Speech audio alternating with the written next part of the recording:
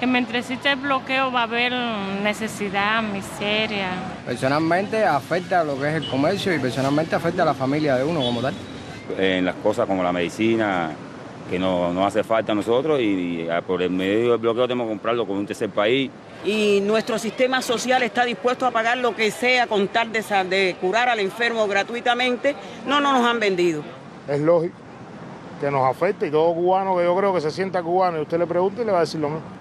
Ese es el gran crimen de todo esto que se está haciendo, todo esto que dice, todo este bloqueo que se está llevando inhumanamente contra cunas de 30 años. Y es ahogar el niño en su cuna.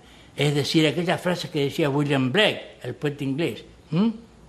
Es preferible ahogar un niño en su cuna que matar un deseo, que reprimir un deseo. Esto también se puede ir al revés. Reprimir un deseo, en este caso, un deseo de justicia, un deseo de libertad, un deseo de comunidad, un deseo de igualdad, es matar un niño en su cuna.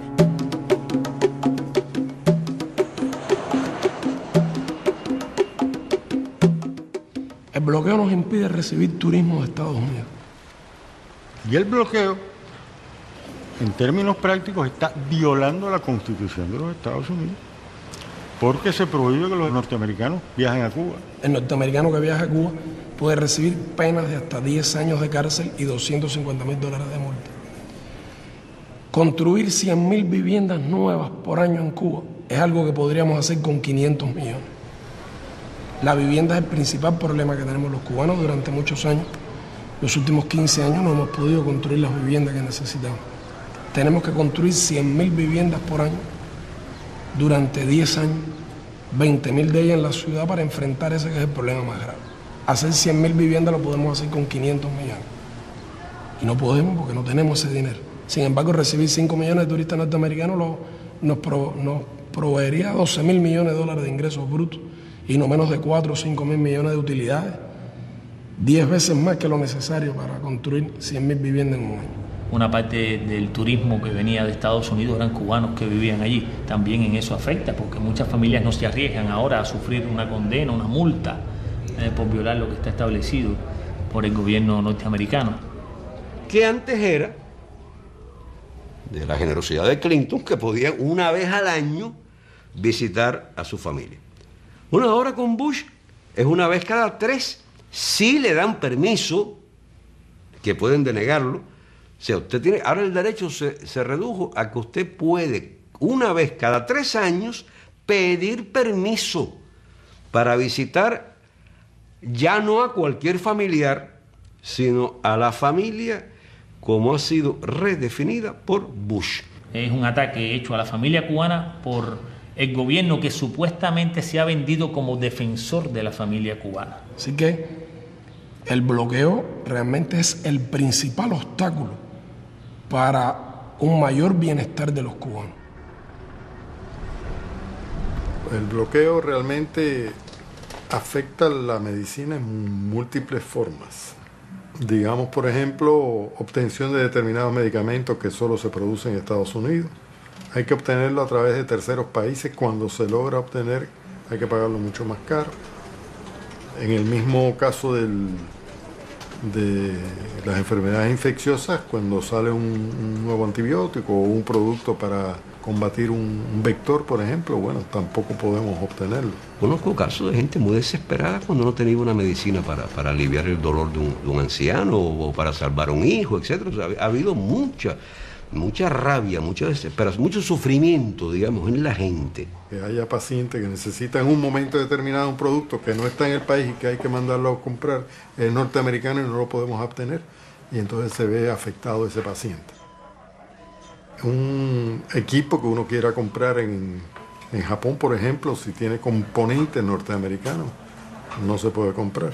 Como ocurrió con una compañía canadiense a la que le compramos equipos médicos y después fue comprada a su vez por una compañía norteamericana y ahora nos niega las piezas de repuesto porque si no es sancionada por el gobierno de Estados Unidos.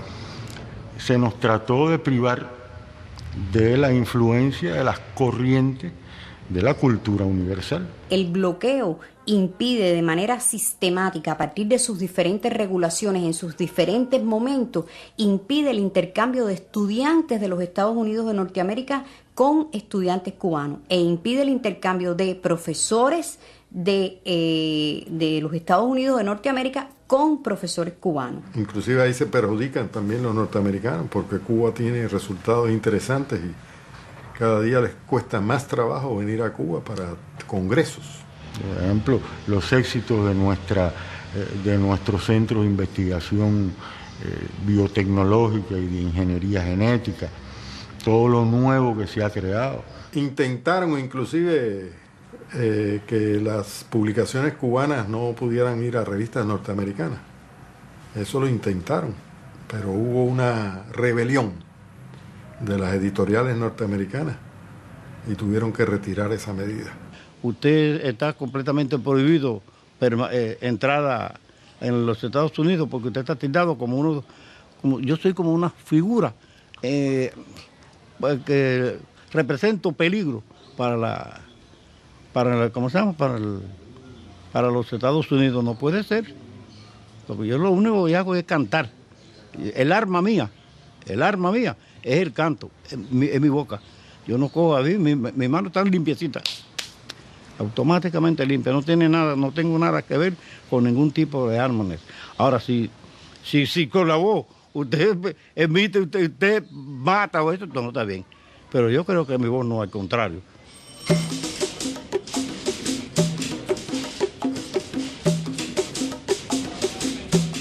Nosotros no queremos que la prensa nos defienda.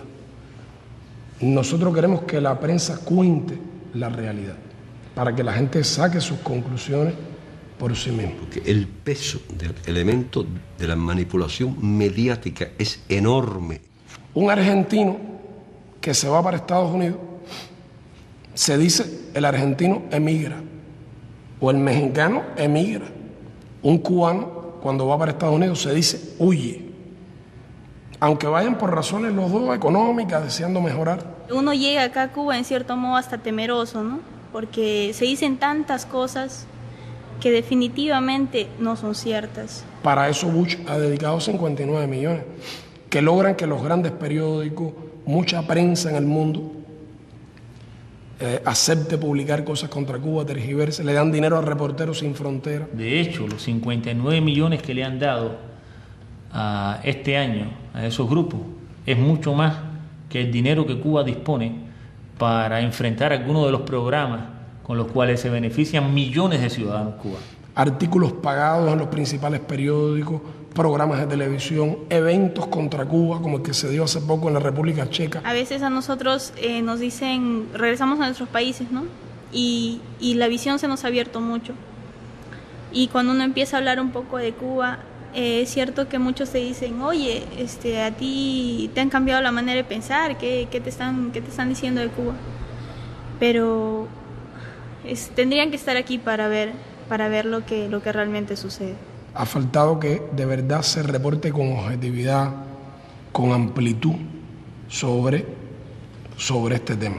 La gran prensa norteamericana evade contar esta realidad. Y a pesar de esa injusticia y a pesar, como decía mi compañera, a pesar de todo este bloqueo que le hacen a Cuba, es admirable la manera en cómo este pueblo puede salir adelante. Es una cosa muy, muy interesante y cada persona que llegue a este país creo que le hace falta muy poco tiempo para darse cuenta de la realidad.